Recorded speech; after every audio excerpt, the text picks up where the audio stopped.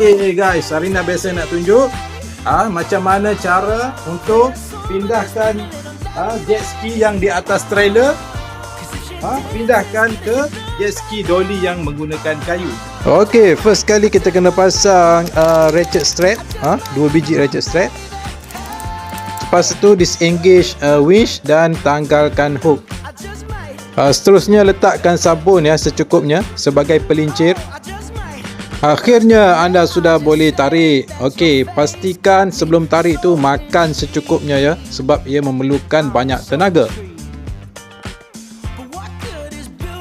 Tarik keluar jet ski trailer dan pasang ratchet strap pada hadapan dan belakang jet ski for safety purposes. Okey guys, habis sudah video kali ini. Okey, bye.